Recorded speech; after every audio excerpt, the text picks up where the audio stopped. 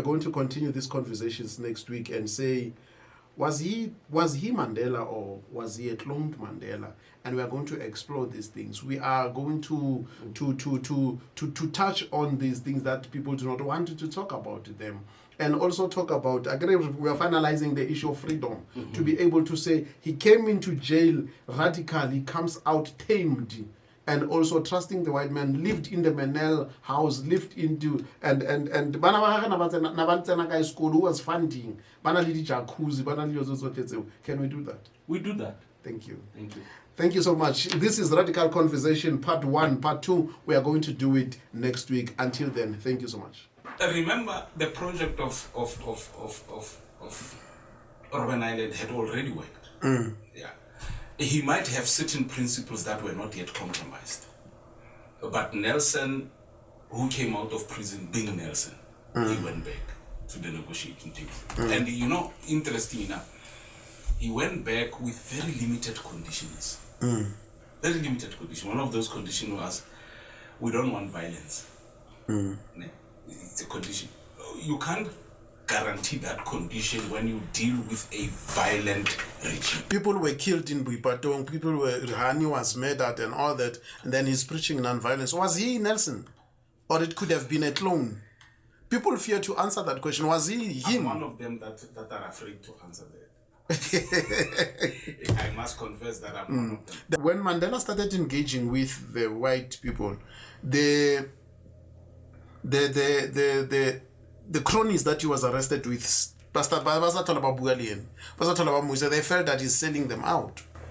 Yeah, there was that feeling in the camp. There were a number of people who thought he was selling. Mandela could be influenced the way the regime wanted him to be influenced because he was sitting in prison. He didn't get news, he didn't get anything.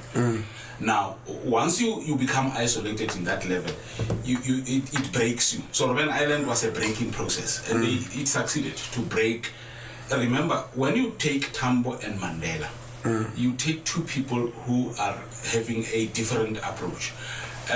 Mandela was a youth league leader who did not take nonsense. Oliver Tambo was a moderate guy, but with principle. Now, if you break Mandela and you succeed to break Mandela, you come to Oliver Tambo and say, me and Mandela have agreed. The outcome becomes very worrying for Oliver Tambo. You'd also remember that when Oliver Tambo came to South Africa, he caught stroke. There's a theory around the stroke, but let's not go into that.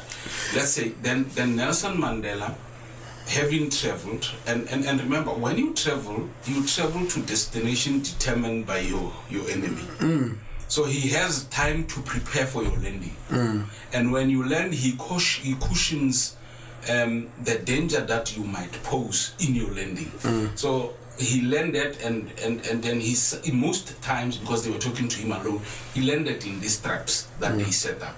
And eventually, reluctantly, I always say, he then broke and sold.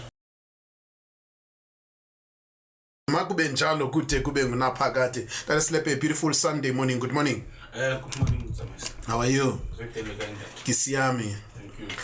We started a journey that is engaging on the freedom that we are having, and we had agreed that we will then do second episode 2 and continue this freedom. But this freedom, last time when we were engaging, we were talking about Nelson Mandela.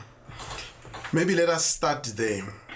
What has made the white regime to decide to approach Nelson Mandela whilst there was O.R. Tambo and other members of the executive that were in existence? What was the assignment? Maybe we should first look at why was Robben Island created. It was a program of softening our leaders. Okay. So everybody that was taken to Robben Island, they created in your mind an impression that you are no more going home.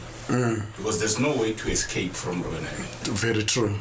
And they could manage what comes in, what goes out of Robben Island in terms of news, in terms of whatever that they want you to know.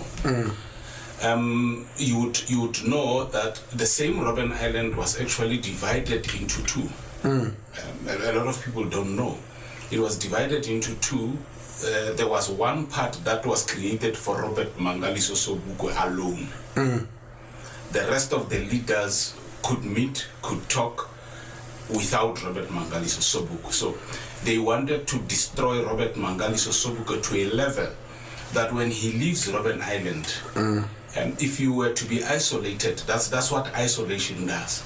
It kills you psychologically. So they tried to do that with Mangaliso Sobukwe. They realized it didn't work. Its own magic. There's a theory that says Robert Mangaliso Sobukwe was then poisoned and then released to die outside Robben Island. Yes. And then they tried Mandela with the same tricks. I don't want to say it worked. Okay.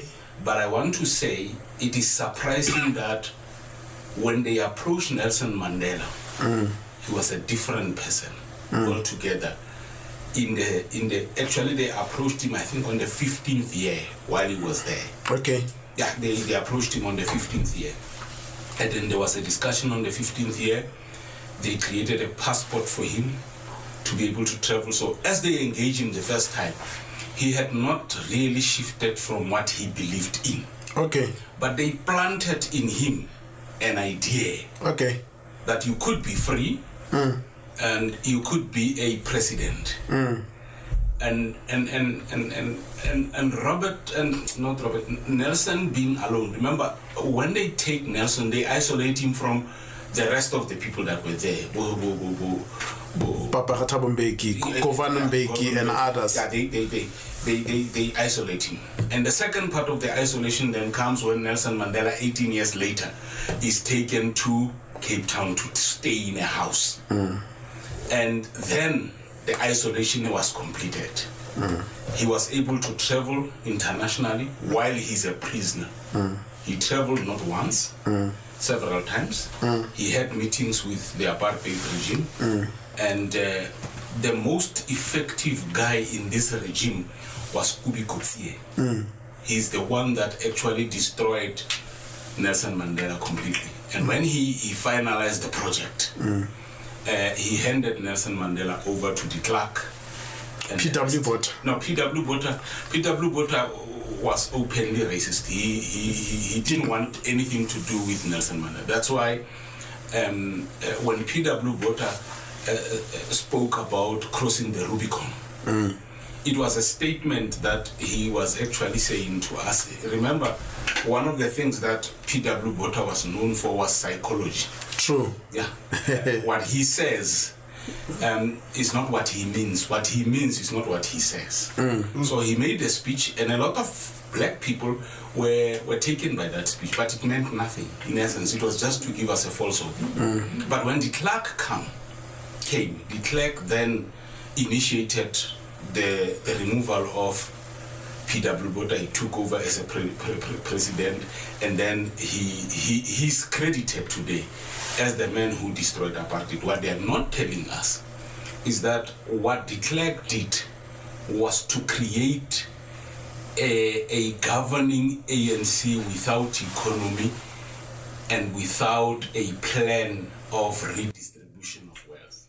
But let us go back to my question was, why Mandela, not O.R. Tambo, at that time? Because the ANC was in existence in other countries and it was holding conferences, Yomogorogoro and other conferences that were continuing and were taking place. Was there ever a resolution that has ever said, let us now engage with apartheid South Africa for the release of Mandela and the handing over of power? Or, because I stand to be corrected, there's somewhere where it says that when Mandela started engaging with the white people, the cronies that he was arrested with, they felt that he's selling them out. Yeah, there was that feeling in the camp. There were a number of people who thought he was selling out. One of them was the guy an Indian guy that was arrested under what you call Black Conscious Movement. I will remember his name.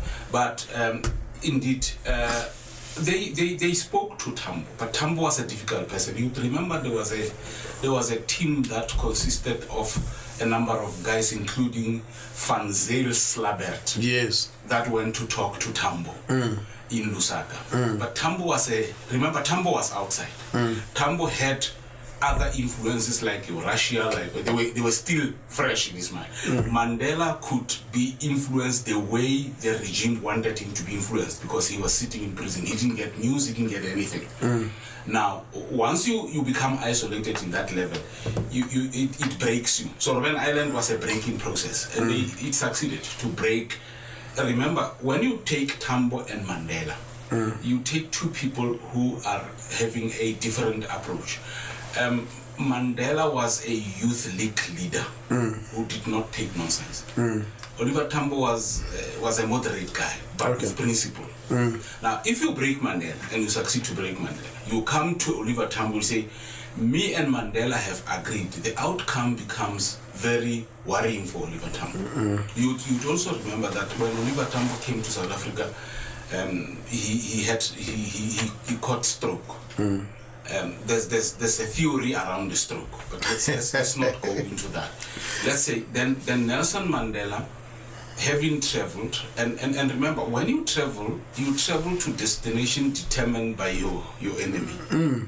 So he has time to prepare for your landing. And when you land, he cushions the danger that you might pose in your landing. So he landed, and then in most times, because they were talking to him alone, he landed in these traps that they set up. And eventually, reluctantly, I always say, he then broke and sold out. I don't think deliberately, but I think he's a man who had a family. And if you can't see your family for 18 years, because that's the years that Mandela spent in prison. Forget the 27 years. He spent 18 years in prison. And then he spent the rest of the time in Cape Town. In a house. Not even in a house, in a house per se. In a Manel family. He went in and out, No, I want to say, before we go to Manel, before Mandela is released, he stays in a house, I think, Paulsmoor prison. And do fellow prisoners and the ANC itself knows or approves of this? No, obviously they don't. But remember, the politics of ANC are also difficult in some way. Remember what we sang about. Oliver Tambo, Teta no Bota, Akululu Mandela azobusa. It's talking to Tambo, who's the president, to say, we don't want you to govern, we want Mandela to govern. So obviously, a human being being a human being, these songs are not just songs. These are songs that he interprets, he understands, it's in his language, and they work on him. So you can understand the stand of Tambo saying, no. What about the role of the media of making this one human being a giant deliberately? Because there's also projects in the world of media of suddenly making somebody or a persona, because they've identified this person as a person that they would want as an experiment, and as a result they make him huge by making sure that, for example, there's a concert in 1986 of Nelson Mandela. There's everybody's talking about him now. He's made to be bigger than anybody else, and deliberately so. The strategic communication of the apartheid government was an oil machine. Yeah, it gave what the apartheid government wanted us to hear, while they know the truth.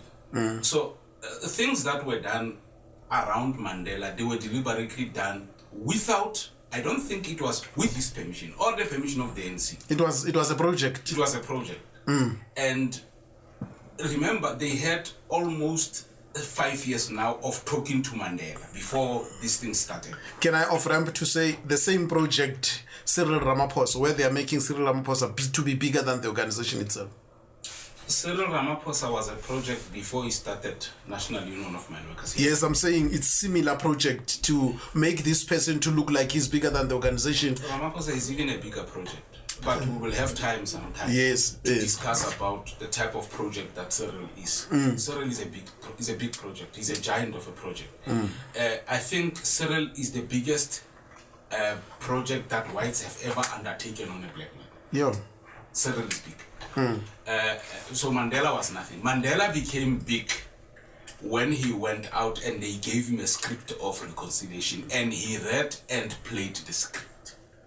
The reason why I also deliberately say is that is here's this man who suddenly came with an umbrella from nowhere and was next to him. We have on. He's a bigger project. So like when he this, was holding the umbrella, they were making a succession in. It was a succession. Yeah. And people who came after Mandela's presidency was a diversion. They were an irritating diversion. Thabo Mbeki was an irritating diversion. That's why they used AIDS to take him out. Jacob Zuma was a very serious irritation because he was such an irritation that he even irritated their economy. So they created corruption and they took him out. And then they brought the guy. Let's go then to CODESA. In CODESA, people that are leading the discussion teams are Zuma, Thabo Mbeki, and others within. But what becomes strange is there is a Chris Hani who in one meeting says, you are taken up by these German machines and forgetting why we went into the struggle. Correct. Not only that, there were a number of meetings that were held outside the country that were led by Kubi Kutsie, sometimes led by Fanzeil Slabet, where they met Tambo and the others. Jacob Zuma and Thabo Mbeki were sent to Italy when the meeting was taking place in United Kingdom. Because Jacob Zuma and Thabo Mbeki at that time were insistent on the question of land, which Nelson had abandoned. Okay. So they were insistent. Now, when they came in, we were made to believe that they were leading the negotiations, but they were not. Why so good? The people that were negotiating were not the people that were coming out with the decisions. There were people, Rolf Meyer was not negotiating. De Klerk was leading the team of negotiation, but Rolf Meyer was negotiating with the ANC in the back door. And that's where the So in short, are you saying negotiating not in good faith? Yeah, of course. So they're not in good faith could, amongst others, means they studied these black leaders and begin to realize that these ones, if we want to soften them because they don't know soft life, they come from exile and they've had it hard, let's promise them shares in companies in return for them to soften. Yeah, that was, and sign the sunset clause and other clause. That was the task of Rolf. And Rolf, you remember after Chris Hani, the ANC left CODESA. How did they go back? We are never told. They went back because during the night, Rolf Meyer phoned Ramaphosa and said, let's talk. Let's get these people back to where we want them to be. And they came back. Ramaphosa went to convince Nelson Mandela. They showed him the country, said the country wants you to be a president, you can't behave this way. And then Nelson being Nelson and then they... What does it mean, Nelson being Nelson? Nelson being Nelson. What is that? Remember the project of Robben Island had already worked. Yeah. He might have certain principles that were not yet compromised. But Nelson, who came out of prison being Nelson, he went back to the negotiating table. And interesting enough, he went back with very limited conditions. Very limited conditions. One of those conditions was, we don't want violence. It's a condition. You can't guarantee that condition when you deal with a violent regime. People were killed in Buipatong, Hani was murdered and all that, and then he's preaching non-violence. Was he Nelson? Or it could have been a clone? People fear to answer that question. Was he him? I'm one of them that are afraid to answer that. I must confess that I'm one of them. Then another question says, do we have him speaking isiXhosa anyway, since after prison? If we had, it was very limited. Do we? You know, maybe people who had an engagement with him very close. He never addressed any meeting in isiXhosa that I know of. Maybe I must still go and search his archives and check whether there's but having checked a number of things that he did while he was outside in public, I can't remember. Agree, for example, if you are in Kaelicha, Moloeni, it's normal, it's a norm. I do not remember seeing any clip of him speaking in an African language. If he was a clone, they would teach that clone. That clone should not be an average person. They would teach that clone isiXhosa. Very limited isiXhosa, how to greet, how to do particular things. They would have done that. Because these guys are very good. When they do something, they don't do half-baked things. They do a proper job. So why? What could have made him to be divorced? To Mfazwaki? I mean, you know, there were a lot of things that were said about him, about Winnie per se, and that any other husband would have taken a decision to divorce. But there's a statement that Winnie says that worries me. You say, the Nelson that went to prison and the Nelson that came out, I can't understand. Two different people. And that statement is not in the media. It cannot be. Yeah, it was made public, but it's not in the media. Yeah. The media of South Africa is good. Currently, we have this thing of VBS. Have you seen who's in the media about the VBS? Floyd Shibambo, Yo Malema. They're talking about the two of them. There's about 37 billion rand that was lost, of which the allegation is that they got 1.6 million. But we talk about them more than we talk about the other people with many billions that they took. The target happens to be them. But let's come back to freedom that we are talking about, and re-educating and wanting to have a better understanding of why. Remember that is maybe if I would say that sometimes when the media pushes a certain narrative, there's something that they were trying to hide. It's not the true story. The true story is something else. Yeah, South African media is known for that. That's why they are called strategic communication. This Stratcom is very dangerous because, like I'm saying, they say things that they don't mean. They mean things that they don't say. And until you can read between the lines of what they are not saying, for you to understand and live within South African politics, you must start to read things that people are not saying. Yes. More than things that they are saying. Then this brings us to, therefore this freedom is half-baked. There's no freedom. What is there? Even democracy, it's not there. Because people are imposed. It's not the people's will I don't remember people taking the people's will to put people there. I can tell you now, even South Africans, they are not happy with this marriage between the DA and the ANC. So it's not the people's will. It's not. Like I'm saying, there's no freedom. I said to you, freedom is two ways. You can't be free unless you dominate. You can't dominate unless you're free. Yes.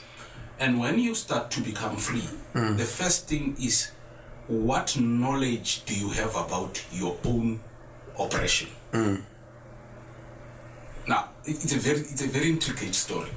What do we know about Chaka that is not told by a white person? Yeah, a lot. You understand where I'm going? Yes. We don't write our own history. So we know things about Chaka that were told by white people. But until the lion writes its own story, the hunter will always write The story on behalf. the story on behalf of. Correct. And that's what I'm trying to say to you. To say, what knowledge do you have about your own freedom? What do you have? What do you know? Before you know your own freedom, do you know your oppression? Let me tell you what they are doing. They are dividing Africa into segments. It's divided. A decision was taken to say, let's colonize, but let's divide. And let's not talk a lot about slavery, because slavery, according to white people, took black people to be enslaved in Europe and elsewhere. Let us talk about colonization. But let's not explain what colonization means. Let's give a dictionary meaning of colonization. What does it mean? The psychological discussion of colonization will take you back to biology. Let's look at the food process. It comes in through the esophagus, goes into the stomach, Does its magic. Taken into small intestine. The purpose of small intestine is to take every nutrient that is there and then take into colon, the large colon. What is in the colon is waste. So when a person says, I'm colonizing you, he says, I am making you waste. I'm wasting you. Hey. So we wasted. So we wasted. We are ready to be delivered to the toilet. And that's the process of colonization. It's a big process. Now that we are colonized, even if we were to be given education, it can't take us back to small intestine and back to it can't reverse. It can't reverse the process. Ne? So the question then that is becomes, for South Africa to be where it's supposed to be, what is it that must be done? The reason why I'm also saying this is, would you agree with me that apartheid South Africa, deliberately, there was a ZAPO, there was PAC and other organizations, but they chose to focus on the ANC and making the ANC to be like a big brother, whilst it is not true. They funded them because they knew that these ones are not dangerous. These ones, we will achieve our project with them. It couldn't be dangerous. I'm saying this, it will put me in a lot of trouble, but let me say it either way. People hate me for it. The ANC's policies, if you look through them, they were never designed to eradicate apartheid. They were designed to co-manage apartheid. Okay. They were never designed to eradicate. And we can go to all the policies of the ANC. The very coining of the ANC as a big church, not even as a congregation, as a big church. Now, a big church has got small churches, not congregations, small churches in it. How do you accommodate these diverse ideologies when you want to create an ideology that will release people from freedom? Maybe another question then becomes 1955 Klep spread, if I'm not wrong, Freedom Charter. Yes. Who wrote it? It was written by Joe Slovo and his wife. And it was a project also. I don't want to remind you that they were white. That is common cause. And they can never write a document that does not suit their fellow cousins. But let's start here. South African Communist Party. Was it a black organization? Never. Never. It started to be a black organization. I hope Papa will believe in Zima, but it was never. Now, if the product of a white communist party write an antidote for black people, which they see the suffering, but they do not feel the suffering because they are not suffering the same way the black people are suffering. What type of antidote will they write for this cancer of oppression? They can't. That's why there are words that says, and I quote the Freedom Charter. It says, "The land belongs to all who live in it." So you must forget, you Makhosi Lefatsi and all these other people, you must forget it belongs to all who live in it. Peasants and masters. South Africa belongs to everybody who lives in it. And you know, people say, no, but they are not talking about the land. What is South Africa? Besides this, how do you define South Africa without taking the land into question? Because you can't define South Africa. South Africa is defined, it's called South Africa because it's a land, it's a piece of land south of Africa. Now, when you say South Africa belongs to all, you are actually saying the land of South Africa belongs to all who live in it. And then you don't stop there. You then say black or white. What are you saying? Yeah. So that means you are not giving people back their land. You are not. If land is still owned by a white person, it's still owned by a South African. So what type of South Africans? Now Mbeki says, who is not a South African in terms of the ANC policy? Terralo Costa says, if you take the land away from the current owners and you're taking it to our people, who's our people? So two serious leaders of the ANC say, who is our people in terms of the ANC? And who is, Mbeki is very clear, with 2 master's degrees. He says, who is not our people? So Mbeki is saying, any other person that is in Africa who owns land is rightfully owning it. Who's in South Africa? He's rightfully owning it, and you can't take it from that person to our persons because there's no persons. There's no our people. Everybody is our people. So, do you now realize where I come from when I say the ANC policies were never designed to eradicate apartheid? As long as land is in the hands of white people in majority, and I'm not saying we should take all the land, I'm saying the majority must have the majority of the land. But as long as those ratios are not met, it becomes a problem. Apartheid is still alive because apartheid was taken away. Let's talk about next week. Let's talk about investors, colonizers coming in a form of investors into Africa and South Africa. This will take us to Marikana. This will take us to why we must make the investor happy. Was the investor, it's still the same person, a colonizer. It will take us to government of national unity. Yes, let's do that. So, until then, thank you. Thank you so much.